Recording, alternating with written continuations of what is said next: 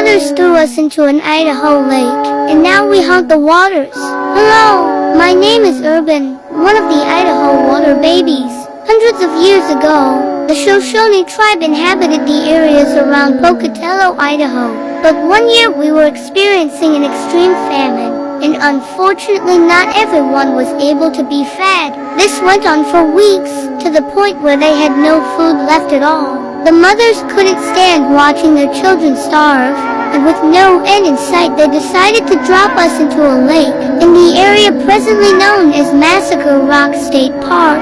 Some say we aren't alive, and now haunt the waters, but some say we were able to adapt and survive, and now look more reptilian. But we aren't happy with the situation we were put in.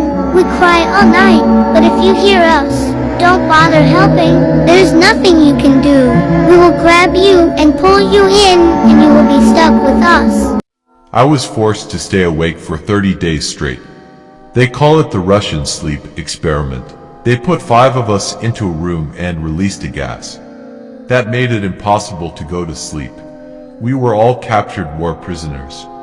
They were studying us to see what would happen to a human if they stay awake for 30 days. Day 1 everything seemed fine. We were promised freedom after we completed the experiment. But as the days went by, our conversations grew darker. Paranoia took hold, tearing us apart. On day 9, one of us started screaming uncontrollably until his vocal cords gave out. The rest of us smeared our own feces over the glass so they couldn't see us. On the 15th day, they needed to know what was happening. They turned off the gas and opened the doors. They were not ready for the horrific scene they were about to walk into, flesh torn. We consumed our own bodies, desperate to stay awake. We didn't want to leave anymore. We begged them to turn the gas back on, but they refused to help us. Somehow we were able to survive all this, but we knew it would be the end when we fell asleep. Remember us, remember our torment. Do you know the legend behind Mexico's Island of the Dolls? Hello, I am Monica, a girl who tragically fell into the waters of Doll Island in Mexico. Everything happened in 1951, on a cloudy afternoon when my friends and I were playing by the canals in the southern part of Mexico City. Strangely, as I was excitedly playing in the water, a mysterious force pulled me under, and I screamed for help. Julian, a gardener nearby who was watering plants, heard my cries and rushed to save me. Unfortunately, I sank into the lake.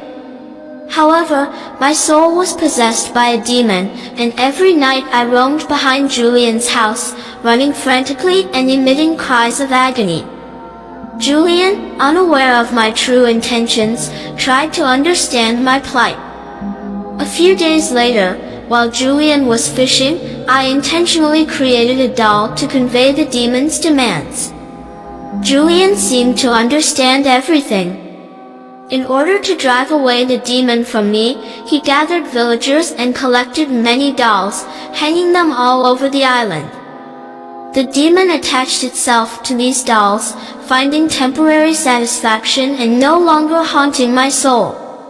Unfortunately, tragedy struck again years later when the demon became greedy, using my cries to lure Julian into the lake, never to be seen again.